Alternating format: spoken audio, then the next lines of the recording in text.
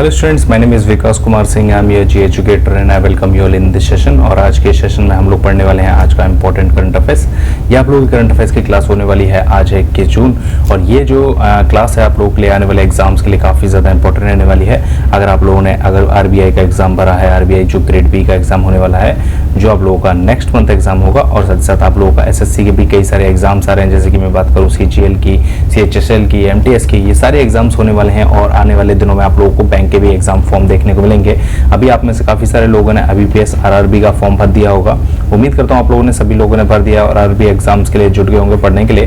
तो इस चैनल पे आप लोगों को RRB एग्जाम से रिलेटेड भी कई सारे वीडियोस देखने को मिल जाएंगी। तो ये भी उसी में से एक क्लास है जो आप लोगों को करंट अफेयर्स की जरूर करनी चाहिए डेली। ओके, देखो मेरा नाम विकास कुमार सिंह है और मैं आप लोगों को यहाँ पर पढ़ाता हूँ। तो आप लोग सब्सक्राइब जरूर कर लीजिएगा अगर आप लोगों को वीडियो पसंद आए तो। उम्मीद करता हूँ पसंद आएगी। और जितने लोगों को इसकी PDF चाहिए तो वो आप लोगों को डिस्क्रिप्शन बॉक्स में आप लोगों को टेलीग्राम चैनल का लिंक मिल जाएगा, तो वहां से जाकर आप लोग डाउनलोड कर लीजिए। ठीक है, चलो बैंकिंग एंड फाइनेंशियल न्यूज सबसे पहले हम लोग पढ़ने वाले हैं। देखो काफी सारे लोगों को लगेगा कि सिर्फ बैंक के लिए क्या है जरूरी है, नहीं, सबके लिए जरूरी है। फाइनेंशियल चीजें सबके लिए जरूरी होती है भाई। देखो सबसे पहली चीज है कि रिटेल इन्फ्लेशन जो ड्रॉप हो गया है, लगभग 2 साल का सबसे नीचे आ गया है 4.25% इन मई में। देखो पिछले महीने का डेटा है वो इस महीने में आता है और इस महीने डेटा अगले महीने में आएगा। तो इस तरीके से आप लोगों को पढ़ना होता है। तो मई महीने का डेटा आ चुका है और मई महीने में 4.25% का इन्फ्लेशन रहा है। देखो हमारे देश में इन्फ्लेशन कंट्रोल कौन करता है? तो रिजर्व बैंक ऑफ इंडिया हमारे देश में इन्फ्लेशन कंट्रोल करती है। हमारे देश में इन्फ्लेशन का जो टारगेट है वो है 4% से लेकर 6% तक रहता है। मतलब थोड़ी सी फ्लेक्सिबिलिटी रखी गई है। वैसे 4% है बट +2% और -2% रखा जाता है। वो मैं आप लोगों को जिस दिन इन्फ्लेशन की क्लास लूंगा वो समझाऊंगा कि ये कैसे रखा जाता है। लेकिन अभी के लिए समझो कि 4% से 6% तक इन्फ्लेशन अगर रहता है तो ठीक है, हमारे देश में ज्यादा कोई दिक्कत परेशानी की बात नहीं है। और इस समय पर हमारे देश में 4.25% इन्फ्लेशन है। ठीक है, तो इन्फ्लेशन जो है वो लगभग 2 साल में सबसे ज्यादा लो में पहुंच गया है 4.25%। अब ये रिटेल इन्फ्लेशन क्या होता है? देखो रिटेल इन्फ्लेशन को हम लोग जो कैप्चर करते हैं, मतलब जो नापते हैं, उसको नापते हैं हम CPI में। ठीक है, CPI मतलब होता है कंज्यूमर प्राइस इंडेक्स। ठीक है, देखो एक होता है रिटेल और एक होता है होलसेल, जिसे हम नापते हैं WPI में। जैसे बोलते हैं हम लोग होलसेल प्राइस इंडेक्स। अब देखो दोनों चीजें होती क्या है। देखो आप लोग अपने घर के आसपास जो भी सामान खरीदते हो, सब्जी भाजी हो या आप लोग कोई और सामान भी खरीदते हो, तो जनरल स्टोर से भी अगर कुछ सामान खरीदते हो, तेल चावल चाय चीनी, तो कुछ भी खरीदते हो तो वो सब रिटेल स्टोर्स होती हैं। कभी आप लोग दुकान के ऊपर बोर्ड देखोगे ना तो वहां पर आप लोगों को रिटेल स्टोर्स दिखाई देंगे, तो वो सब रिटेल स्टोर्स होते हैं। ठीक है, और एक होता है जो आप लोगों के होलसेल की सब्जी मंडी होती है, बड़ी वाली दुकानें होती हैं जहां से होलसेल में ही सामान मिलता है। मतलब आप अपने घर के आसपास जो दुकानें हैं वहां से आप लोग आधा किलो, 1 किलो, 2 किलो सामान ले सकते हो। लेकिन अगर आप लोग बड़े बाजारों में जाओगे तो वहां पर कुछ दुकानें ऐसी होती हैं जो आप लोगों को पर पैकेट के हिसाब से, मतलब अगर जैसे किसी चीज का पैकेट 20 किलो का है तो वो 20 किलो का ही देगा, वो आपको आधा किलो 1 किलो का नहीं देगा। तो वो होता है होलसेल मार्केट। तो यहाँ पर जो आप लोगों का जो देश में, हमारे देश में जो इन्फ्लेशन काउंट किया जाता है ना, वो किया जाता है रिटेल इन्फ्लेशन पे, यानी कि कंज्यूमर प्राइस इंडेक्स पे, यानी कि जो आप लोगों का आसपास का जो बाजार होता है वहां से देखा जाता है। तो इस समय पर हमारे देश में जो इन्फ्लेशन की रेट चल रही है वो है 4.25%, जो कि काफी सही है। ठीक है, उम्मीद करता हूँ समझ में आ गया होगा आप लोगों को चीजें। ठीक है, देखो इंडिया का जो रिटेल इन्फ्लेशन है वो डिक्रीज हो गया, यानी कम हो गया। 25 महीने का सबसे लो पे पहुंच गया, वो है 4.25%। ये मई में रहा है। अब ये किस लिए हुआ है? Due to following the food prices, जो खाने की प्राइसेस हैं वो गिर गए हैं, which is in line with the prediction of economist. मतलब काफी सारे इकोनॉमिस्ट ने ये बात बोली थी कि हाँ ये कम हो जाएगा, और ये कम हो गया है। जनरली ये कम होता नहीं है, लेकिन अभी ये कम हो गया है, जो कि काफी सारे इकोनॉमिस्ट ने ये बात बोली थी कि हाँ मतलब ये कम हो जाएगा, और अभी ये फाइनली कम हो भी गया है। तो अच्छी चीज है, हमारे देश में देखो इन्फ्लेशन कम हो रहा है तो अच्छी चीज है। पिछले 25 महीनों में मतलब लगभग कह सकते हो आप लोग 2 साल से भी ज्यादा समय से। ठीक है, चलो अगर हम बात करें तो देखो this brings the consumer price index, जो मैं आप लोग बता रहा था कि लाइक CPI से इसको मेजर किया जाता है। CPI एक इंडेक्स निकाला जाता है जिसमें बताया जाता है कि कितना रहा inflation closer to the RBI's India reserve bank of India medium term target of 4%। जो आपको बताया ना कि देखो टारगेट जो है वो 4% से 6% तक है, तो 4.25% है, तो इतना ज्यादा घबराने वाली कोई बात नहीं, अच्छी बात है। अब देखो the drop in retail inflation comes in a relief for the central bank. देखो सेंट्रल बैंक के लिए भी एक रिलीफ रहता है, अगर इन्फ्लेशन कम हो रहा है तो अच्छी बात है, कोई बात नहीं, हमें ज्यादा दिक्कत लेने की जरूरत नहीं है। अब विच kept keys rates unchanged in its last policy review. देखो ये बात बोली जा रही है कि लास्ट जो अभी जो जून में जो हमारे देश में, सॉरी जो लास्ट हमारे देश में वो आई थी ना, क्या बोलते हैं मॉनेटरी पॉलिसी, ठीक है, मॉनेटरी पॉलिसी उसकी भी क्लास में आप लोग पढ़ाऊंगा। तो मॉनेटरी पॉलिसी जो आई थी ना, उसमें कोई भी चेंज नहीं किया गया है, मतलब जो रेपो रेट थी वो उसमें कोई भी चेंज नहीं किया गया, तो उसकी वजह से भी इस पे फर्क पड़ा है। और अब ये क्या है कि मतलब थोड़ा सा ना रुकी रहेगी कि मतलब रेट हाइक नहीं होगी, उसमें पॉज लगा रहेगा रेस्ट ऑफ द ईयर्स, मतलब ठीक ठाक बनी रहेगी, तो अच्छी बात है। देखो आप लोगों को लग रहा होगा कि लाइक मतलब इन्फ्लेशन अब भी ज्यादा लग रहा है, तो आप लोग एक चीज देखना, इंडिया में इन्फ्लेशन है 4.25%, ठीक है। अगर आप पड़ोसी देश पाकिस्तान की बात करोगे ना, तो वहां लगभग 38% से भी ज्यादा इन्फ्लेशन है, और ज्यादा ही इन्फ्लेशन है। तो मतलब आप कंपेयर कर सकते हो कि कोई भी कंपैरिजन है नहीं वैसे हमारे देश में उसमें, ठीक है। देखो अगला है, अगली न्यूज कि जीएसटी रेवेन्यू कलेक्शन मई का ये भी आ चुका है, ये रहा है 1.57 लाख करोड़, 1.57 लाख करोड़ रहा है। देखो the goods and service tax revenue जो रहा है कलेक्शन फॉर मई का जो रहा है विटनेस किया है अ सिग्निफिकेंट इंक्रीज, ये इंक्रीज हो गया है लगभग,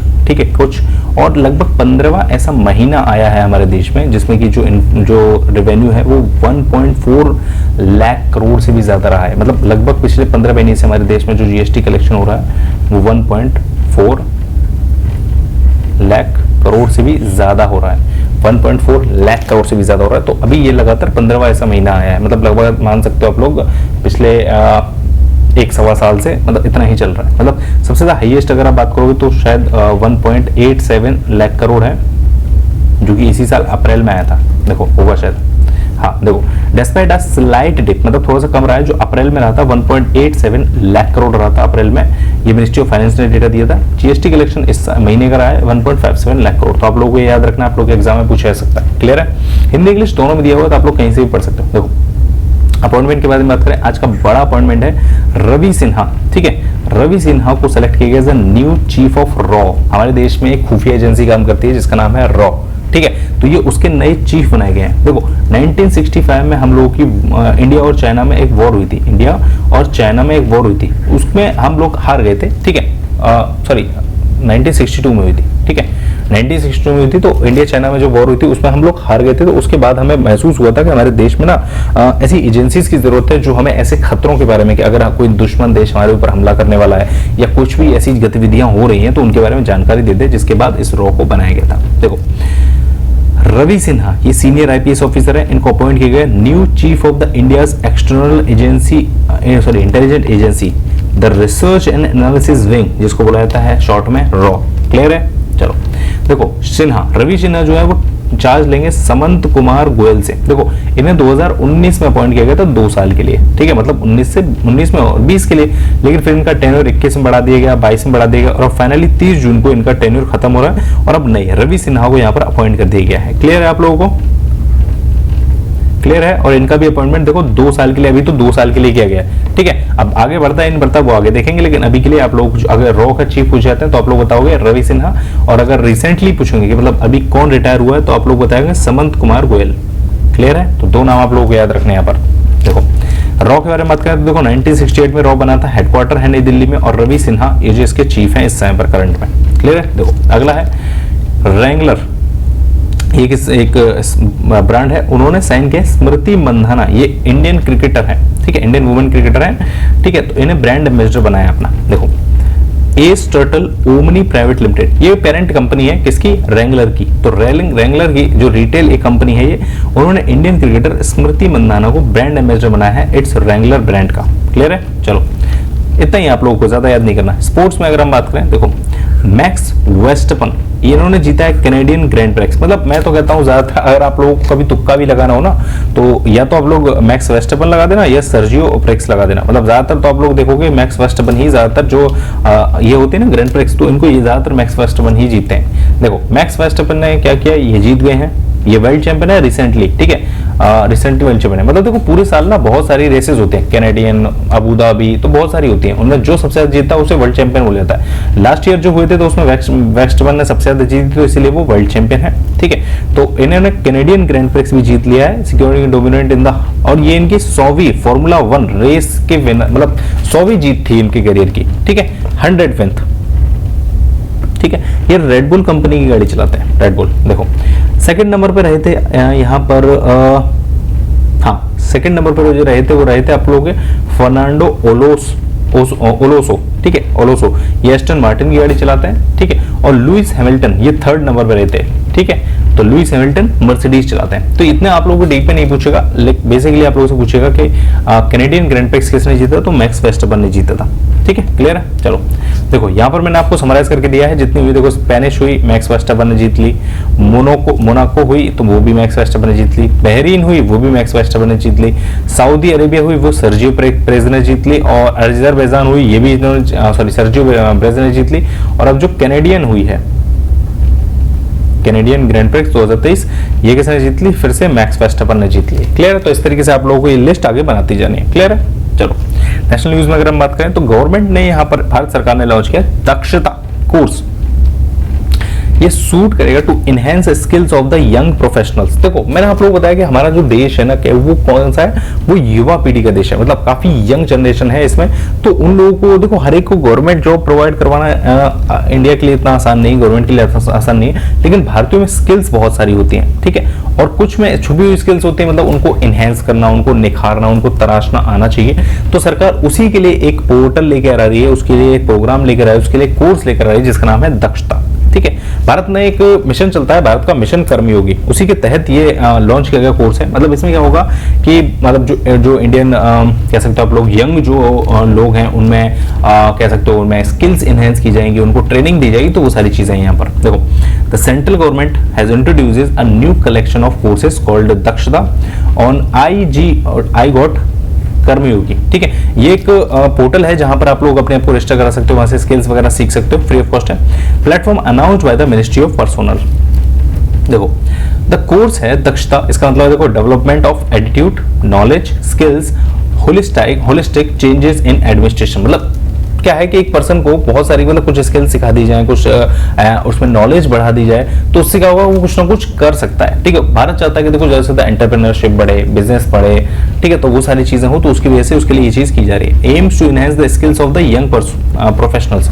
जो यंग प्रोफेशनल्स हैं तो उनमें स्किल्स को और डेवलपमेंट किया जाए। क्लियर है। देखो oversee the course objective of the initiative, the Department of Personnel and the Training has kept up कर्मयोगी भारत, जो मैं आपको बताया था, ये गवर्नमेंट का एक नॉन प्रॉफिट स्पेशल पर्पस चलता है, जिसमें क्या है, Karmayogi is responsible for owing the managing and maintaining the improvement of. देखो जैसे भारत सरकार ने निकाला कि लाइक एक पर्टिकुलर एक मिशन कर्मयोगी शुरू किया गया, जिसमें क्या है कि लोगों को बहुत सारी चीजें सिखाई जाएंगी, स्किल्स मैनेजमेंट सिखाया जाएगा और भी कई सारे कोर्सेज सिखाए जाएंगे। इससे क्या होगा कि वो लोग कुछ ना कुछ अपने लिए कर सकें, मतलब एक तरीके से बेरोजगार ना रहें, अपने लिए कुछ ना कुछ कर सकें, जिससे कि मतलब देश में डेवलपमेंट भी होती रहे और उन लोगों का भी एक तरीके से लाइवलीहुड चलती रहे। ठीक है, तो मिशन कर्मयोगी भी चलता है, तो उसी के तहत यहाँ पर इन चीजों को निकाला गया। क्लियर है। देखो अगर हम बात करें आई गॉट कर्मयोगी, आप लोग गूगल पे टाइप कर सकते हो आई गॉट कर्मयोगी, तो आप लोगों को पोर्टल दिख जाएगा।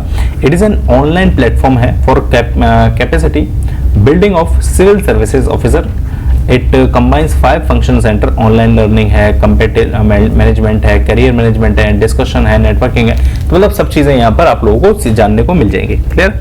चलो देखो कोई भी चीज अगर आप लोगों को समझ में नहीं है तो आप लोग कमेंट में पूछ सकते हैं, आप लोगों को मैं 1 2 3 4 मतलब कमेंट में आप लोगों को रिप्लाई करके बता दूंगा, और ज्यादा होगा तो आप लोगों को पर्टिकुलर वीडियोस बना के उसमें बता दूंगा। चलो आगे बढ़ते हैं, स्टेट न्यूज के बारे में बढ़ते हैं। देखो गुवाहाटी, ठीक है, असम का एक सिटी है, ये बन गया है पहला फर्स्ट रेलवे स्टेशन इन नॉर्थ ईस्ट का पहला स्टेशन मिल गया है, जिसको फसई का सर्टिफिकेशन मिला है। अब फसई क्या है, देखो food security safety association of India, ये क्या करता है, देखो स्टेशन पर जो फूड मिलता है, खाने पीने की चीजें मिलती है, तो उनकी गुणवत्ता कितनी अच्छी है, क्या वो पैसेंजर्स के लिए अच्छा है या नहीं है, जो दुकानदार है वो हाइजीन मेंटेन कर रहे हैं या नहीं कर रहे हैं, तो इन सब की जांच करना फसई का काम है। और फसई ने यहाँ पर जांच की और बताया कि हाँ मतलब ये काफी अच्छा, और इसको हम सर्टिफिकेट दे रहे हैं, ये पूरी तरीके से ठीक है, अच्छा है लोगों के लिए, तो इसको सर्टिफिकेट, ये नॉर्थ ईस्ट जो हमारे देश मतलब सॉरी जो हमारा हिस्सा है भारत का, तो वहां का ये पहला स्टेशन बन गया है, पहला रेलवे स्टेशन बन गया जिसको ये टैग मिला है, जिसको ये सर्टिफिकेशन मिला है। देखो द गुवाहाटी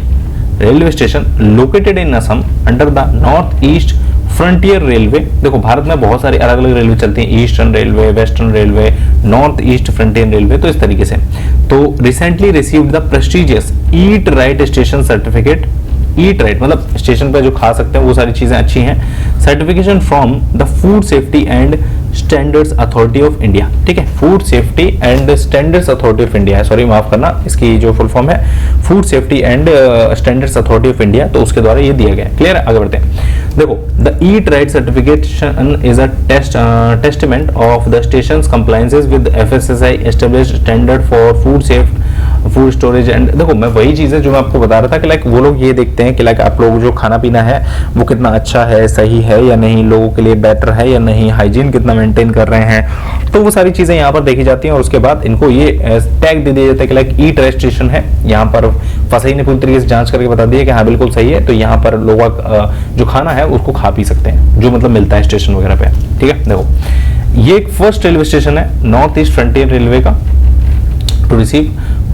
ओके। हाँ वही है कि मतलब उन्होंने ये पूरी जो गाइडलाइंस है उनको मान लिया। क्लियर है, आगे बढ़ते हैं। देखो, असम की कैपिटल क्या है? दिसपुर है। यहाँ के जो सीएम है वो है हेमंता बिश्व शर्मा और गवर्नर है गुलाब चंद कटारिया। क्लियर, आगे बढ़ते हैं। देखो, डिफेंस न्यूज की तरफ बढ़ते हैं। डिफेंस न्यूज में क्या है? देखो, इंडिया ने गिफ्ट कर दिया है मिसाइल कारवेट। मिसाइल कारवेट देखो, ये एक शिप है, इसको इंडिया ने इसका नाम है आईएनएस किरपन, इसको वियतनाम को हमने गिफ्ट किया है। मतलब ये एक तरीके से इसमें क्या है कि बहुत सारे डिफेंस के मतलब एक तरीके से इक्विपमेंट लगे रहते हैं, इसमें बंदूकें लगी रहती हैं, इसमें मिसाइल्स लगी रहती हैं जो एयर टू एयर और ठीक है एयर टू सरफेस ऐसे करके मार सकती हैं, तो उसको गिफ्ट कर दिया हमने। किसको? वियतनाम को। अब देखो, ऐसे ही क्यों गिफ्ट कर दिया? देखो, इसके पीछे बहुत सारी स्ट्रेटेजीज रहती हैं। जैसे इससे क्या होगा, एक तो वियतनाम हमारा अच्छा दोस्त रहेगा, मतलब हमने उसको गिफ्ट किया तो वियतनाम अच्छा दोस्त रहेगा, तो जब हमें जरूरत पड़ेगी तो वो भी अच्छा खासा हमारा फर्ज निभाएगा। प्लस हमने उसको ये ऐसा गिफ्ट दे दिया, अब हमने उसको गिफ्ट दे दिया, वो इसे चला के देखेगा, अच्छा लगेगा, तो भारत बहुत सारे इंडिजीनियस जो है ना वो आपने अपने मतलब ऐसे मिसाइल्स के जो शिप वगैरह बना रहा है ना, तो उनको वियतनाम को और देशों को बेच सकता है। तो एक तरीके की स्ट्रेटेजी रहती है। क्लियर है। देखो, डिफेंस मिनिस्टर हमारे जो है राजनाथ सिंह, उन्होंने अनाउंस किया है कि जो गिफ्ट है वो इंडिजीनियस जो इंडिया ने बनाया है in service missile corvette INS Kirpan, ये वियतनाम के नेवी को दे दिया जाएगा। ठीक है। देखो, हुआ क्या कि मतलब वियतनाम के जो मंत्री थे ना वो भारत दौरे पे आए थे नई दिल्ली में, जिनका नाम क्या था? देखो जरा,